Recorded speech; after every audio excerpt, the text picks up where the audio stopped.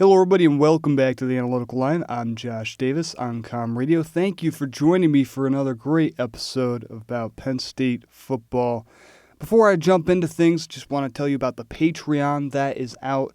If you are into college football betting, I got stuff for you every single week on the Patreon, giving my top picks of the week, doing the work and predictions and analysis and research for you. And you can also join an analytical pride of other college football analysts and bettors just like yourself that are interested in the same things you are. So go ahead, join the Patreon. The link is in the description, and it's completely free. It's a free membership on there, and you can get tons of great college football information. On deck for today on the show, a review of a dominant win over Nevada, a preview of Week 2 game against Florida International, and then a recap of how the top playoff contenders are doing around college football. To start things off, the red zone was the point of emphasis for James Franklin in the press conference after the game, and that was the main thing I saw during it. 7 red zone trips, 4 touchdowns, 3 field goals, plus there was a field goal from the 21-yard line, so essentially 8 red zone trips, and only half of those were converted into touchdowns. That is very inefficient, especially against the Nevada defense that you were able to move the ball pretty well downfield against, just couldn't punch it in when it mattered. And I think that started from the inefficient running game between the tackles. Singleton had 8 carries for only 19 yards, but he added 4 catches for 37 yards as a receiver. So Penn State was able to find ways to get him out in space. And Singleton also scored 2 rushing touchdowns, so he made it count when it mattered. And then Allar ran the ball well, 8 carries for 43 yards, a solid 5-point-yard average. Like, nothing to complain about there. He had a really solid performance. But that was not the focus of the offense in this game. Drew Allar was awesome. 85% completion rating, 217 yards, and a beautiful touchdown throw to Kyron Hudson. Improved arm strength and mobility were on display. Listen, Drew was so good at times that it almost made me forget some of the issues he had last season because it was like, oh, this is just where he's at now. This is a new level of Drew Allar that we are talking about. The improvements he made throughout the offseason are very clear. The pounds that he lost, the improvements he made mentally. Listen, I know it's Nevada. I know it's Week 1. We saw similar stuff with Drew against weaker opponents last season. But this level of consistency, I can really think of the Purdue game last year, and that was about it in terms of this level of just sheer dominance from start to finish. And obviously he didn't have to play a full 4 quarters like he will have to later in the year. I saw some people noting that it was really nice to just see Drew Allar out there for the full time while he was playing. It was essentially 3 quarters that he played. Instead of switching between Bo and Drew and not having to think about that, maybe that helps him mentally as well, where it's like, okay, this is my offense. I am the sole driver of this offense. If this offense is going to score points, it is because I am succeeding. And it was really nice to see that from Drew here in Game 1. Just some of the throws he was making on the move. Overall, really solid. You'd be hard-pressed to find better quarterback play in college football from Week 1. And I think that really starts with the revamped passing game being a direct result of elite receiver play. Trevor Pena just reminds me so much of Parker Washington. Just the way he's all over the field, finding different ways to get the ball in his hands, the toughness, the willingness to take hard hits, the size, the route running, the crispness. Just, it reminds me so much of Parker Washington wearing that number 3. And then even seeing what Washington's done in the NFL, Trevor Pena looks like an NFL talent right off the bat in Game 1. Again, you do not want to take too much away from Week 1. You don't want to overreact to things, but that was a really good performance from a guy that we hadn't seen yet because he didn't play in the blue-white game. We hadn't seen him in in-game action. Yes, we'd seen him in practice all summer and fall, and he looked great in practice, but this was his first chance on the field in front of 107,000, and he looked really, really good. Looked really comfortable in that role, ready to be the most targeted receiver on the team in a sort of number one receiver role. But I think it's going to be a 1A, 1B because Kyron Hudson, my goodness, he might never drop the football. If you put it in the general vicinity of number one, he's going to reel it in. There were a couple of insane wide receiver stats. Kyron Hudson had 6 catches in the game. Pena had 7. All of last season, Trey Wallace and Amare Evans combined did not catch 6 passes in a single game. Just let that sink in. Those two guys both had not as many receptions combined as Kyron Hudson did, and then Trevor Pena did it as well. Just an absurd amount of production. Really, really solid to think about how far that group has come already. And then also as a group, the Penn State wide receivers last week had 16 receptions. That's more than the wide receivers had last year in any game. And the closest they were was 14 receptions against Kent State, where Penn State broke the record for most yards in program history.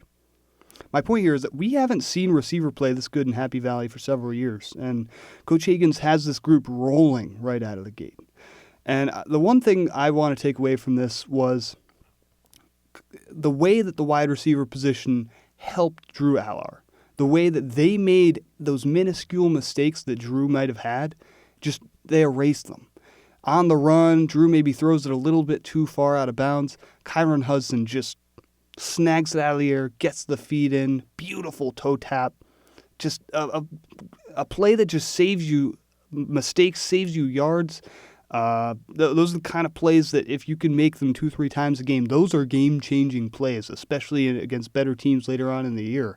And then again, Drew Allar on the move again. Where is he looking? Oh, he's going to throw 30 yards downfield with just mind-blowing arm strength that he can just flick it 30, 35 yards downfield perfectly in the end zone for, it's Kyron Hudson. Just makes a dive and grab in there, no problem. I don't know if we have a single receiver on the team last year that would have made that play and would have even been open. Drew just wasn't really thinking about making plays like that last year. It's really refreshing to see him have those kinds of plays available and have those kind of receivers be open in the first place and then have the ability to kind of erase a minuscule error on a throw and just kind of grow that area around the receiver where it's a completed catch and not a drop.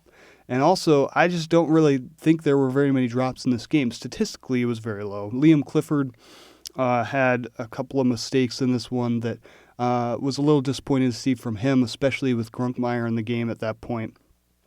You definitely don't want your backup quarterback making good throws and your receiver dropping them. That's not good to build confidence there. Overall, I think the tight ends were less involved than I thought they were going to be.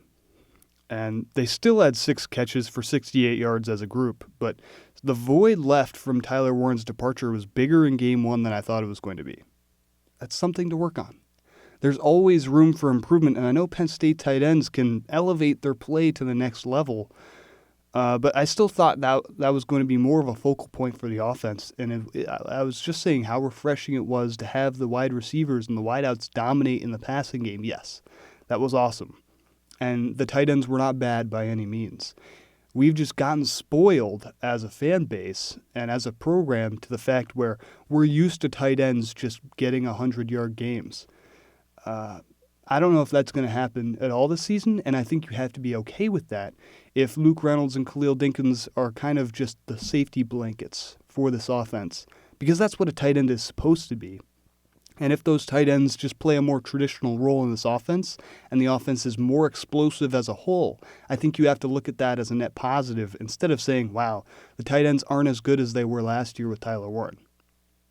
I don't think they were ever going to be. And if they were even that close to that level of production, you would have had to say, oh my goodness, Penn State's never going to have a bad tight end ever again. Again, the tight ends are not bad. Dink and Luke Reynolds both played very good, and Andrew Rappleyea actually was one of the better-looking tight ends in last game, a great player there when Grunk came in the fourth quarter. So overall, this group looked really good. I just think they can elevate to another level as they go on throughout the season. Another key on the execution side, Penn State did not commit a turnover. They won the turnover battle 3-0. I'll mention it in a little bit, but this is what Jim Knowles came over to do. A lot of people felt like Penn State didn't generate enough turnovers last season, and even though we were able to generate those in the playoffs, in the biggest games of the year, overall the turnover numbers were not what they probably should have been, considering the level of talent on last year's squad. And with Jim Knowles, generating pressure is how you create turnovers, right? Turnovers don't just magically create themselves. It comes from constantly being in the backfield. It comes from really strong linebacker play. It comes from your DBs always being in position, always being ready for the football. And in Game 1 against Nevada, the execution there was fantastic. And then on the flip side, you don't win the turnover battle if your offense is turning over the ball a lot. And there was maybe one or two slight mistakes. Like there was that one after we got the turnover when the offense comes on the field. Crucial third down, and it's snapped over Allar's head. He's got to go fall on it, and we have to kick the field goal. That sucked. That was part of the red zone execution that needs to improve.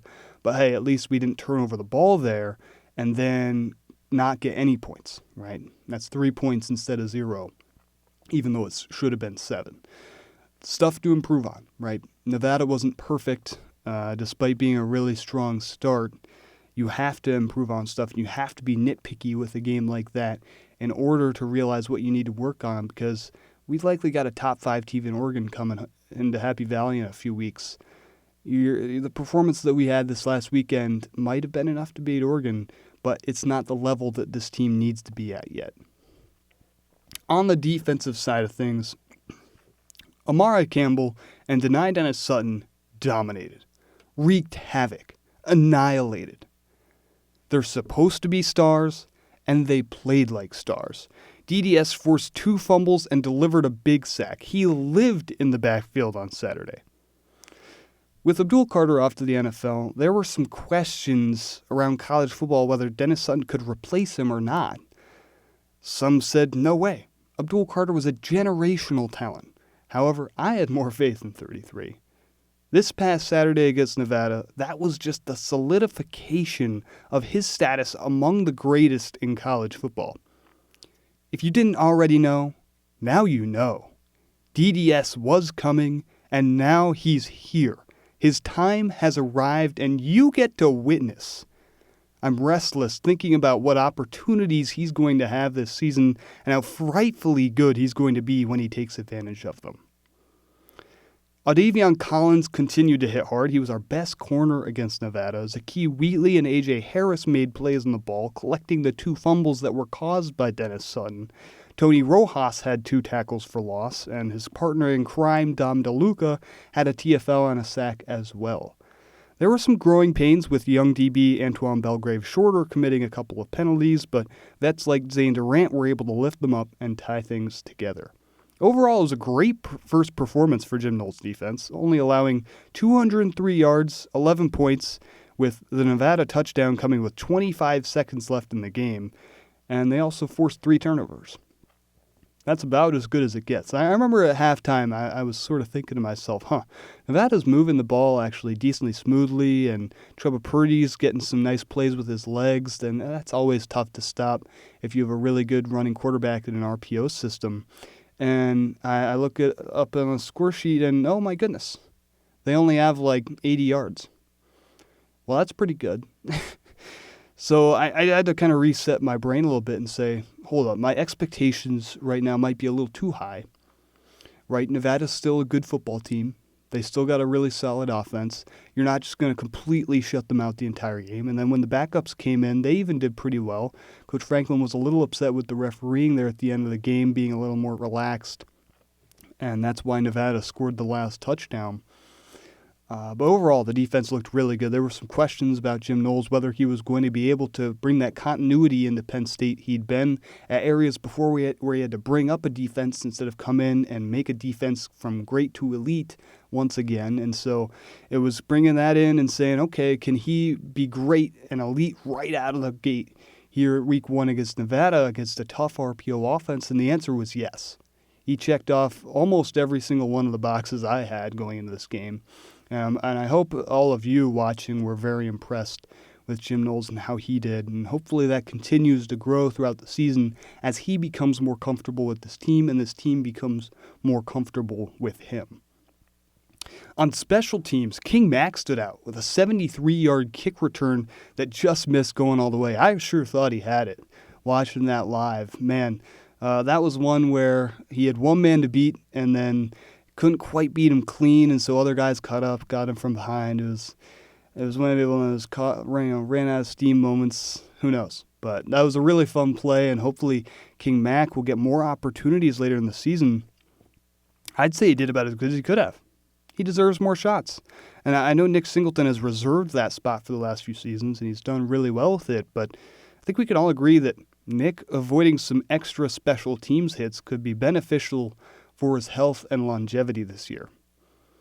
Trevor Pena returned a couple of punts in his Nittany Lions debut. He showed some promise in that position. He's just such a dynamic player. I would love to see him take over that spot full time. Also, Ryan Barker nailed all 7 of his kicks, 4 field goals and 3 extra points, which is just a grand sight for the sore eyes of Penn State fans. That is my Nevada analysis. Let's move on to the FIU preview. Florida International brings in new head coach Willie Simmons, who has been a winner everywhere he's been. He brought in a lot of transfers this offseason, and this is a talented squad with an offensive mindset. Keon Jenkins returns as one of the best QBs in the Conference USA and threw for 2,500 yards and 22 touchdowns last season. Kajon Owens could be a 1,000-yard running back for them, and pass catchers Alex Perry and Dallas Payne are all conference players. However, the defensive side of things is very iffy for the Panthers, and with all the transfers on that side of the ball, they feel like a complete wild card this year. They played Bethune-Cookman in Week 1 and dominated in a 42-9 victory. Bethune-Cookman generated 350 yards of offense but committed 75 yards of penalties and made things pretty easy for FIU. The Panthers rushed for 6 touchdowns in the game, going for 223 yards on the ground.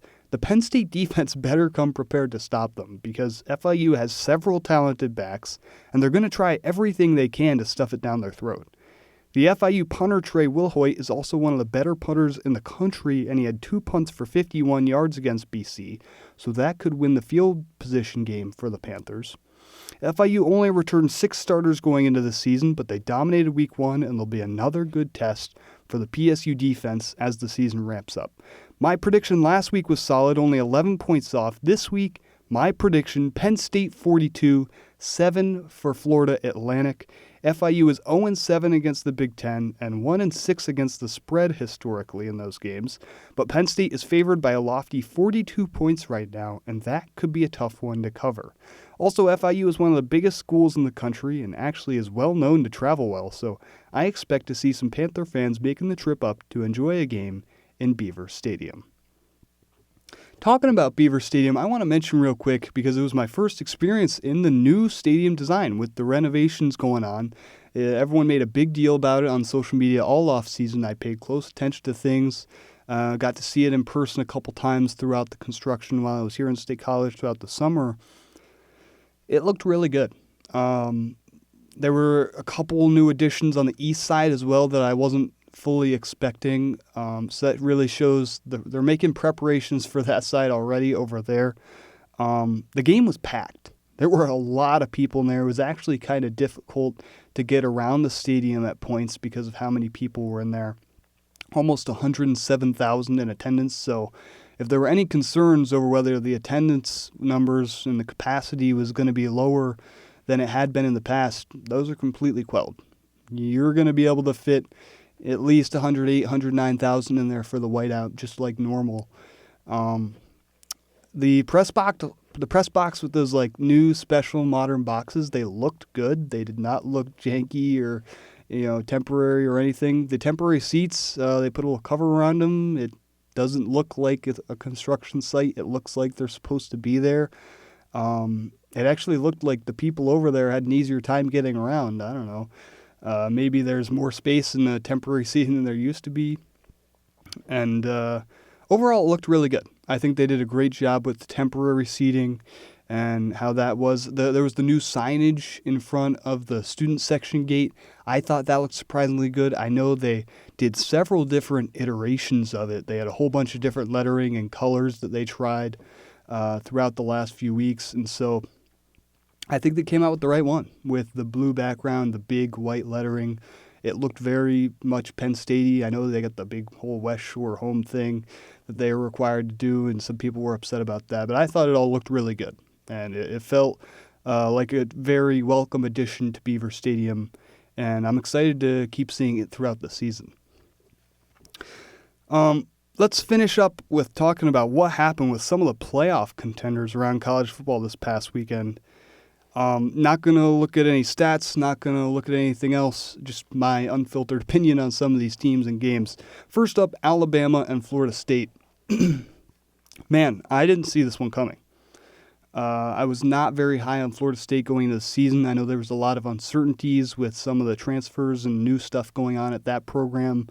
I was decently confident in Alabama to win this game. If you watched the playoff contender video a few weeks ago, you know I was not very confident in Alabama going into the season. I said they are going to contend for the SEC and to a light degree, but I was not going to pick them for the playoffs before this season. Some people were appalled about that. They thought Alabama was one of the best teams in the country, and that is just blatantly wrong. After this week, you'd be hard-pressed to say Alabama's a top 15 or 20 team in the country. They looked nowhere near like that. I would not put them in my AP top 25 if I was a voter, and unfortunately I'm not. That'd be a really cool job. But that's just where Bama's at right now, and if you're Florida State, they have to be ranked right now. They just beat a top 10 team, looked really solid, played high-level football, executed at a very high level right out of the gate. So they're now going to contend for the ACC. That's a team that some people thought was going to be a contender in that conference, and now you have to look at that team as a contender in that conference up there with Clemson and Louisville.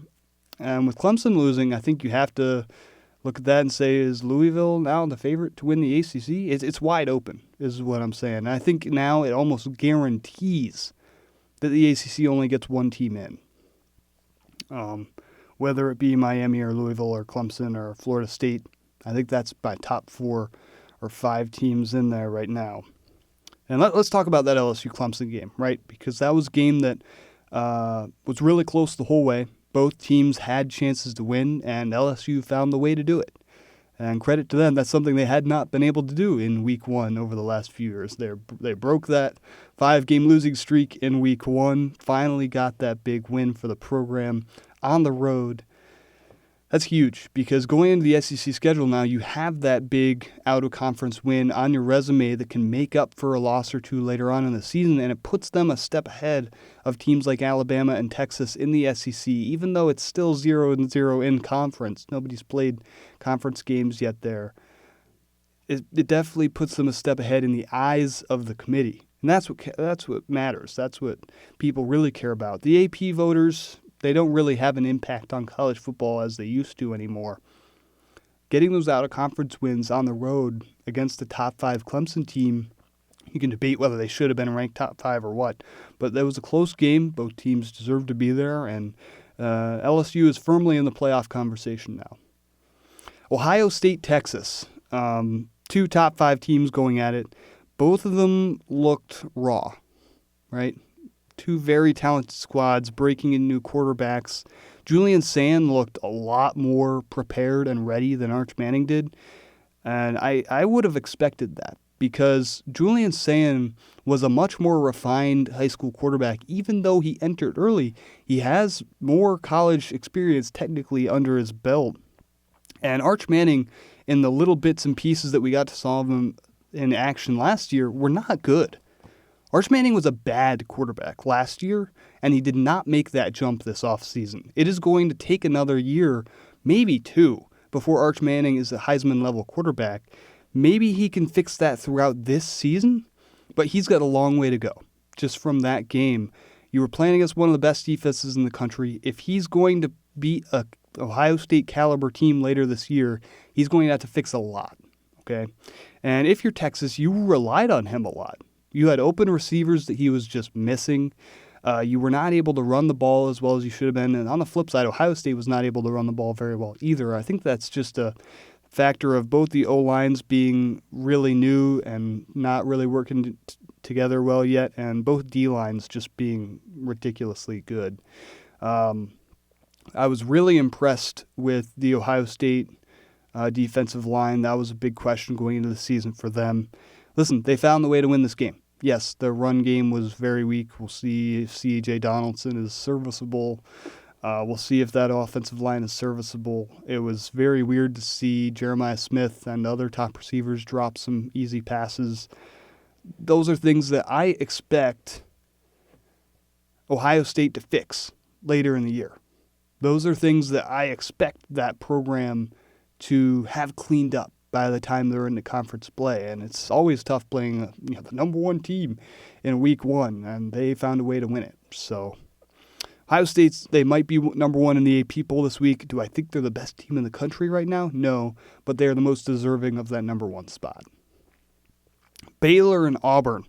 Baylor was one of the best running teams in the country last season. Yes, in a weak defensive Big 12, but they ran the ball very successfully last year. I was really confident in the offense with returning Sawyer Robinson, and it was like, man, that team is just going to be stacked everywhere. And the defensive side really let things up for them. They just could not stop the run against a weak Auburn squad. This is one of the worst teams in the SEC. Getting a whole bunch of new stuff in there at Auburn, and they just ran the ball right down Baylor's throat. And Baylor couldn't stop it, and I've said it a million times on the show, if you can't stop the run, you can't win the football game, and that's what happened. So Baylor's got to rebound again, still 0-0 in conference play, still a contender for the playoff if they win the Big 12, but still not looking good for them there.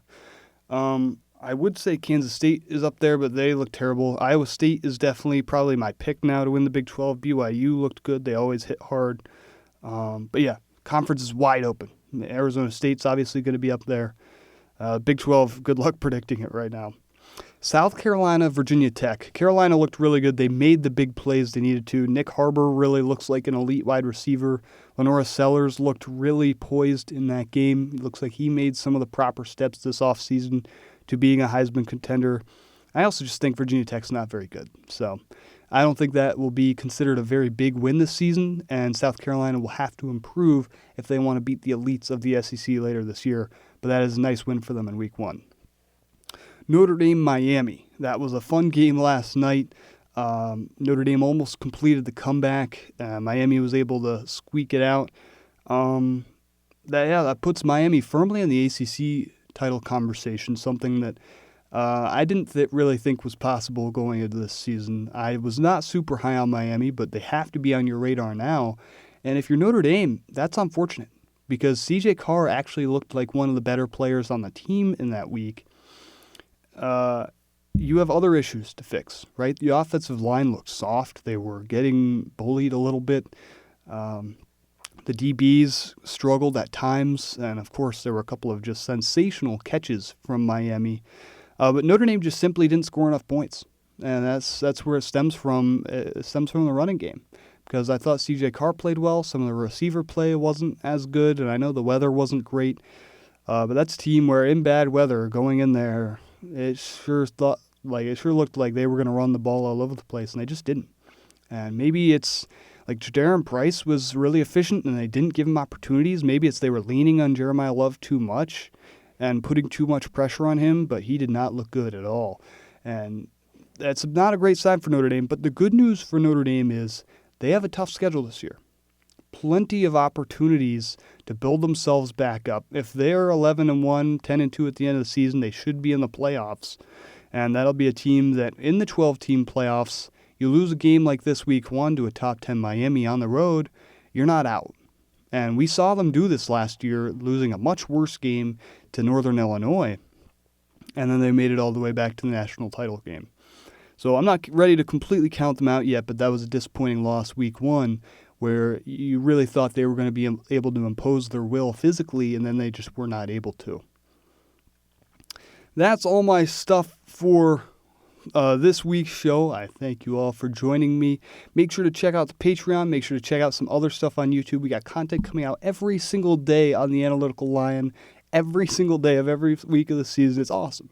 If you're a college football fan, if you're a Penn State fan, this is the place for you. Make sure to hit that subscribe button. I'll check you out later. Check out the Patreon if you want to. But as always, thank you for watching, and go Nittany Lions.